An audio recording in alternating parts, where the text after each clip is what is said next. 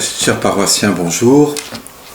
Demandons au Seigneur d'ouvrir par le don de son esprit notre intelligence et notre cœur à la lecture des prophètes, du prophète Isaïe en l'occurrence, que cette parole prenne vie en nos existences, qu'elle devienne chère en nous-mêmes et que nous puissions, en nous mettant à l'école des prophètes, davantage accueillir celui qui vient, le Christ notre Seigneur.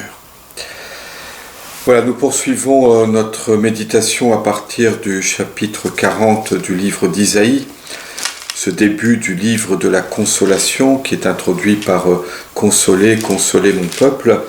Et nous en sommes arrivés au verset 9.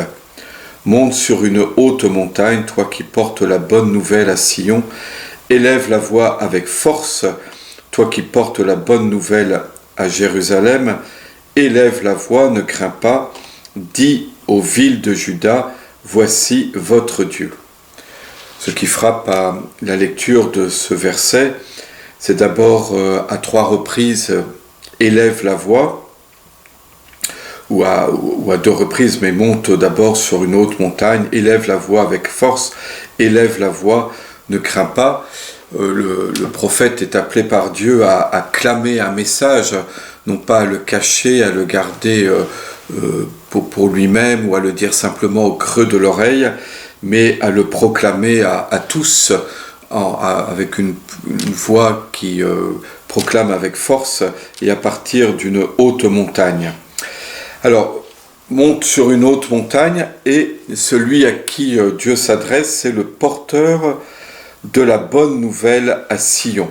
Alors, ce terme de bonne nouvelle est très important pour nous les chrétiens, puisque c'est l'origine de notre terme évangile. En grec, par exemple, dans la traduction grecque, on lit « o euangelizomenos », c'est-à-dire l'annonceur d'une bonne nouvelle, celui qui est porteur d'un message heureux et qui va le proclamer, qui va le clamer, le crier aux oreilles, l'annonciateur d'une bonne nouvelle. Notre mot évangile veut dire cela, c'est-à-dire l'annonce de la bonne nouvelle de Jésus-Christ. On a ça au tout début de l'évangile selon saint Marc, commencement de l'évangile de Jésus-Christ, Fils de Dieu. C'est-à-dire que ce terme évangile, c'est vraiment un message de bonheur, un message heureux qui est annoncé. Et quand Marc dit commencement de l'évangile de Jésus, Christ, Fils de Dieu, il veut dire que ce qu'il va raconter, le récit qu'il va faire dans l'ensemble de son évangile, jusqu'à la mort et à la résurrection de Jésus, est une bonne nouvelle, mais c'est le commencement. C'est-à-dire que cette bonne nouvelle, elle est appelée ensuite à être annoncée, répandue, proclamée à travers l'univers. Et ce commencement de la bonne nouvelle, il concerne Jésus, c'est la bonne nouvelle, concerne Jésus. Et en quoi est-ce une bonne nouvelle? C'est qu'il est le Christ, le Messie, annoncé par les prophètes, on verra cela, et qu'il est le Fils de Dieu. Et donc les apôtres étaient ceux qui sont partis annoncer cette bonne nouvelle, que Jésus est le Messie, annoncé, attendu, et qu'il est le Fils de Dieu. Alors, ce terme évangile a son origine ici, donc verset 9 du livre d'Isaïe, du chapitre 40 du livre d'Isaïe. Alors, la bonne nouvelle, elle est portée à Sion ou à Jérusalem, qui est une manière, à partir de la colline de Sion ou de la ville de Jérusalem, de parler de l'ensemble du peuple d'Israël. Et comme je le disais, le messager ne se contente pas d'annoncer timidement l'évangile à voix basse, en ayant peur de déranger, mais au contraire, il élève la voix avec force. Moi, en lisant ce texte, je trouve que c'est une question que nous pouvons nous poser à nous-mêmes sur notre manière d'être porteurs, nous aussi, de l'évangile. C'est-à-dire, est-ce que pour nous, Jésus-Christ, Fils de Dieu, mort et ressuscité, est vraiment une bonne nouvelle pour le monde d'aujourd'hui que nous sommes appelés à annoncer, à proclamer à haute voix.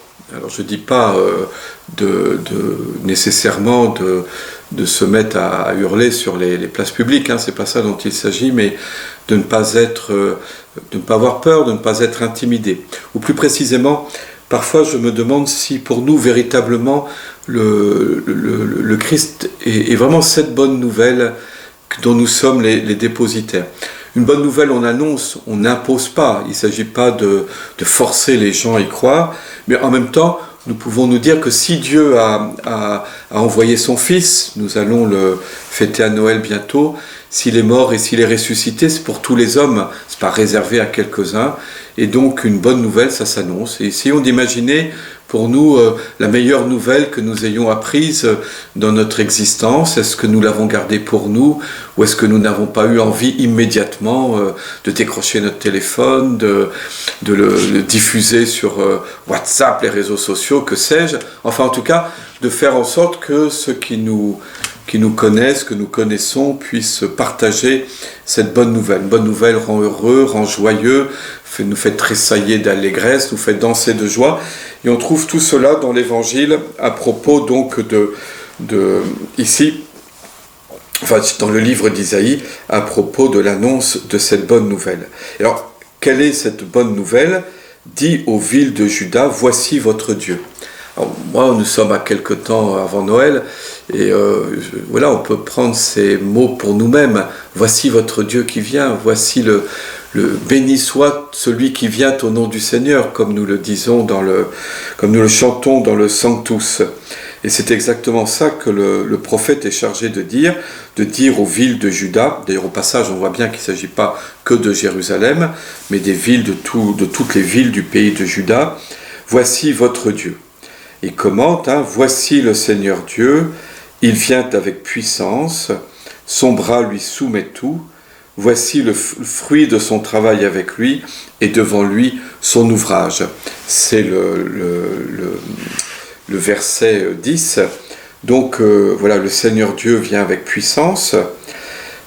Alors après, on voit bien quand on regarde l'histoire de Jean-Baptiste dans les évangiles, qu'est-ce que ça veut dire venir avec puissance ? Jean-Baptiste a été déstabilisé, il pensait qu'il annonce Jésus comme justement l'agneau de Dieu qui vient enlever le péché du monde, comme celui qui vient d'auprès de Dieu, qui accomplit les prophéties. Quel est le déploiement de puissance dans la personne de Jésus ? C'est un déploiement de puissance dans les miracles qu'il accomplit, mais en même temps, il va se laisser crucifier, il va se laisser faire. Et donc, tout le doute va s'insinuer chez les apôtres. Et celui qui se laisse faire ainsi, qui se laisse mettre à mort comme un vulgaire esclave révolté par les Romains, est-il le Dieu qui vient avec puissance ? Est-il celui dont son bras lui soumet tout ? Est-ce toi qui dois venir ou devant nous en attendre un autre ? Annonce Jean-Baptiste quand il voit la manière dont Jésus annonce un évangile de la miséricorde, alors que lui avait annoncé le jour du Seigneur qui vient avec force, qui sera terrifiant, terrible pour les pécheurs. Vous savez, la hache est à la racine de l'arbre et la cognée est à la racine de l'arbre pour le faire tomber, alors que Jésus va dire voilà, je ne veux pas éteindre la mèche qui fume. Donc Jean-Baptiste va être déstabilisé. Donc la toute-puissance, lorsque dans la personne de Jésus, la puissance de Dieu qui se déploie dans la personne de Jésus, c'est la puissance de la résurrection qui va le faire ressurgir d'entre les morts. C'est aussi cette toute-puissance de Dieu qui pardonne les péchés, qui ressuscite les morts, qui se manifeste, qui est signifié dans les miracles que Jésus accomplit. Voilà, on dit aujourd'hui aisément que c'est la toute-puissance d'un amour, à condition de bien comprendre l'amour comme une force, comme véritablement une force qui relève, qui permet de redresser, une force justement, c'est pas une toute-puissance de violence qui est venue détruire, ou plus précisément, elle est venue détruire, mais venue détruire le péché pour que tout homme puisse se redresser, se relever. C'est la puissance de Dieu telle qu'elle s'est déployée dans la personne de Jésus. Donc son bras lui soumet tout, C'est une image tirée de la guerre, hein, mais qui, pour Jésus, tel que ça sera accompli dans la personne de Jésus, prend une autre signification. Voici le fruit de son travail avec lui, et devant lui son ouvrage. Le terme, l'expression en hébreu est en fait voici sa récompense, voici son salaire, et devant lui son ouvrage. Son ouvrage, c'est la libération du peuple d'Israël dans le contexte du livre d'Isaïe. Moi, en lisant ces prophéties à la lumière de leur accomplissement dans la personne de Jésus, voici le fruit de son travail avec lui, c'est la résurrection de Jésus. C'est vraiment la résurrection du Christ, c'est vraiment l'œuvre de la puissance de Dieu qui se manifeste, qui se déploie. En fait, je devrais dire aussi, puisque nous sommes proches de Noël, que cette puissance de Dieu, elle s'est aussi déployée dans l'incarnation, bien entendu, hein, où c'est également la puissance de Dieu qui est à l'œuvre lorsque celui qui est le très haut, qui est le très grand, se fait le tout petit. Je crois qu'à la lumière du Christ, nous comprenons que le déploiement de la puissance de Dieu, c'est pas un écrasement, mais au contraire, Dieu franchit cette distance qui sépare le Créateur de la créature. Nos frères croyant en Dieu unique, mais qui ne peuvent pas admettre l'incarnation, disent, mais comment est-ce que le Dieu tout haut, le Dieu très haut peut devenir homme? C'est impossible. C'est impossible. Mais précisément, cet impossible-là n'est pas impossible à Dieu. Dieu peut tout, et donc il peut aussi cela. Et donc ce déploiement de puissance de Dieu, il se manifeste également dans l'incarnation, donc dans la résurrection, mais aussi dans l'incarnation, ce que nous allons célébrer à Noël. Quand nous contemplerons l'enfant de la crèche, nous pourrons penser, voici votre Dieu, voici le Seigneur.